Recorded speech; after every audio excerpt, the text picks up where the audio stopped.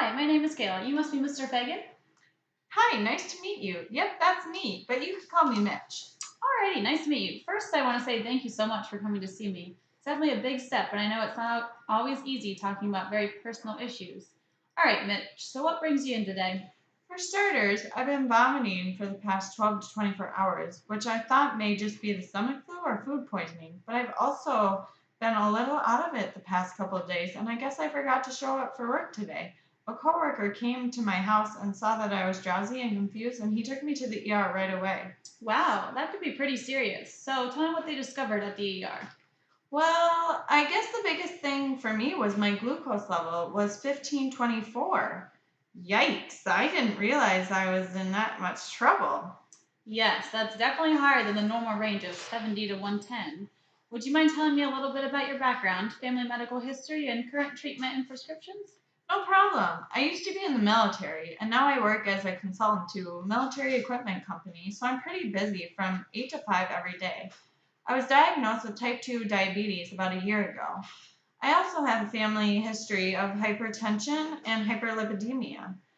My father has hypertension and coronary artery disease, and my mother has type 2 diabetes as well. Currently, I've been prescribed glyburide, metformin, diazide, and Lipitor. Although I'm not too good about taking the diabetes medication regularly, it makes me feel weird, but I almost always take my other medications. All right, so let's unfold this information a little bit. You say you have a strong family history of some of the conditions you're currently struggling with, and you haven't been taking your diabetes medication regularly, which is why we may be seeing this spike in your glucose levels. Your chart also states that your current weight is 214 pounds, which makes your BMI about 31.6. Do you know what all that means? No, not really, but by the sound of it, it doesn't look good. Don't get too discouraged. It simply means you're classified as mildly obese. Many of the problems you're having now could quite possibly be linked to your excess weight. Let's take a look at your labs and see what concerns we might have there. Okay, sounds good.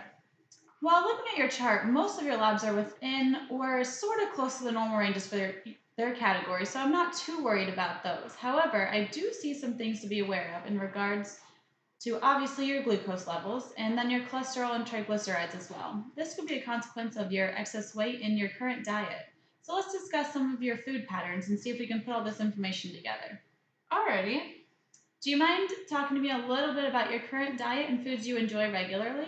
No, not at all. I don't really follow any strict diet. I guess I try to eat a little healthy, avoiding salt, adding salt to food, staying away from high cholesterol foods and high sugar desserts. Kind of the basics. All right, well, it seems like you have a pretty good basis of knowledge regarding healthy foods and trying to make good choices. Would you mind telling me about what a typical day looks like for you? Let me think. Right when I wake up, I have a cup of coffee with half and half. And then for breakfast, I have a bagel with cream cheese and another 2 to 3 cups of coffee. Takes a lot to get me going in the morning. All right, so what about lunch? For lunch, I usually eat out at a restaurant. Usually, Jimmy John's is my favorite, or some other fast food sandwich, some chips, and a diet soda. Okay, and then tell me a little bit about your evening. Dinner is really up in the air most nights. I try to cook occasionally, maybe grilled chicken or beef with a salad, and normally potatoes or rice. But most of the time, I meet my friends out for dinner. I love trying different ethnic foods like Chinese, Mexican, Indian, or Thai. Okay, great. Now I have one more question to talk about.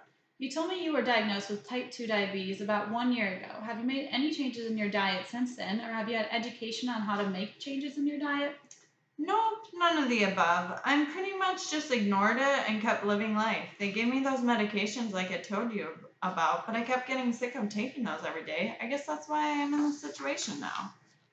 This has been a great discussion so far. So it seems as if you may have some food and nutrition related knowledge deficit regarding your diagnosis of type 2 diabetes because you've never seen anyone for diabetes teaching. You're also experiencing some altered nutrition related lab values, such as your glucose, because you do not pay very close attention to your diet and don't regularly take your medications. Does this all sound correct to you? Sounds pretty much like you recapped all my issues. But listen, good. I'm not about to up and change my whole life. This is the first time my glucose has gotten this out of control. But I live pretty regularly for the last year with no problems. I completely understand where you're coming from. A fairly new diagnosis like this can be scary when deciding what steps to take next. How about we work together and come up with some realistic ideas and goals for you? Okay, I think I can do that. So, I want to first start by talking to you about your feelings and thoughts towards this lifestyle change. I have this ruling here. On a scale of 1 to 10, 1 being not ready at all and having no desire to change, and 10 being you're completely on board, where would you rate yourself? Probably about here, a 6. Okay, great. Now, why would you say a 6 and maybe not a 7 or 8? What's still holding you back? Well, first off, I work very long days. I don't really have the time to make all of these changes in my life. Second, I guess I just got in the habit of eating what I want, hanging out with friends, and enjoying that time. I don't want to have to change my diet. These are definitely things we'll address, and hopefully, with a little guidance and resources, we'll be able to get you to a higher score by the end of the session. And don't worry, with your current situation, it's going to be the little changes that will make the world of difference with your glucose levels and even the excess weight. I guess that sounds pretty good to me. Let's get started. I want to first ask you if you're aware of a consistent carbohydrate diet. Uh, they told me something about it way back when I was diagnosed with type 2, but like I said, I really didn't make any changes to my diet. Okay, great. Thanks for the honesty. Let's discuss this first then. This type of diet will help you control your glucose levels because it will split up your carbohydrate intake evenly throughout the day. As you know, carbs have the biggest influence over those glucose spikes. Okay, so what does that mean for me and what I'm eating now? The good news is you can continue eating the foods you love. I simply want you to be more aware of the types of foods you're eating and how to roughly estimate your carb intake for each meal. I made this handout for you that has a list of carbohydrate foods, the serving size of each, and the grams of carbohydrates they contain. For example, a cup of pasta right here has about 40 grams of carbs in it, so that would be a little over half of what you need for one meal. Oh, wow. Well, that'll definitely make it easier for sure. I guess with this sheet, I can start track. Great. If a food is not on this list, you can also use an app or website, such as Super Tracker, to look up foods you're eating. Now, to start, I want you to try to set a goal of consuming about 235 grams of carbohydrates per day, and try to split this up best you can throughout the day. To give you a better idea of this, I would suggest eating about 60 to 80 carbs for your main meals, such as breakfast, lunch, and dinner, and then adding a snack somewhere in the day that has about 20 to 30 grams of carbs. Do you think you'd be willing to do that? It may take a couple of days or even a week to get it down, but it's definitely something I can start trying. Perfect. Now, the other part we have to discuss is your medications. Oh, I knew I would get in trouble for this. No, no, no, you're not in trouble. I just want you to talk about some of the reasons why you aren't taking your medications. I told you, they make me feel weird. Okay, so I have some suggestions for you that may help relieve these symptoms. Here's a couple of options. If possible, it's best to take these medications with food, so try incorporating them when you eat breakfast. Since you're currently taking them right when you wake up, the only thing in your stomach is the coffee, which may be why you're having these adverse symptoms. Also, you could talk to your doctor about switching medications, maybe find one that you like better and would be willing to take regularly. Do you think that's something you could do? Oh, I never really thought about taking it with food. That would probably help a lot. I think I'll try that for a week or two and see if I start to feel better. That's great. With a combination of carb counting and consistently taking your medications, I'm confident you'll be able to resolve your glucose issues. So that's it? I can go? Man, I should have done this easier. This is easy. Those are definitely the main goals we're going to set for you. But I also want to talk to you if you're willing to start an exercise program. I mean, I could.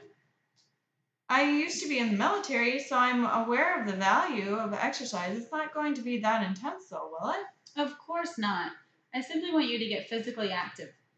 Again, it will help with the excess weight and will even benefit your symptoms relating to diabetes. My suggestion would be to add about 30 minutes of walking or jogging in your routine, 3 to 5 days per week. Now, I know you work pretty long days, so do you think mornings or evenings would work better for you?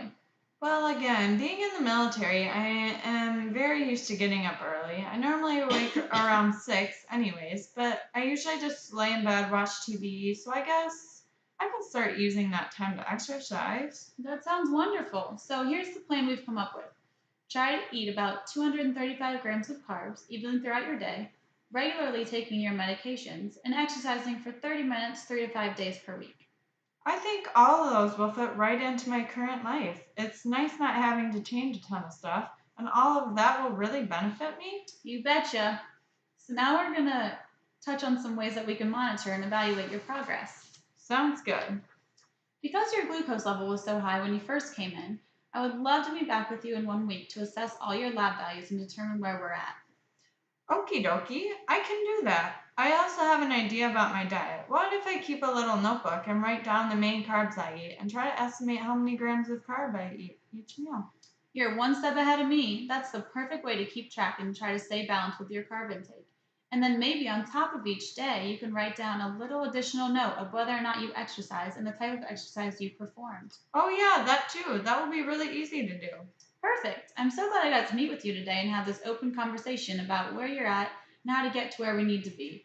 I hope this has benefited you and that you have a better foundation of knowledge to start taking action. Most definitely. Thanks for breaking it down and keeping it simple. I was scared about being overwhelmed, but I think all of this is very doable, and I will definitely get started. Thanks again.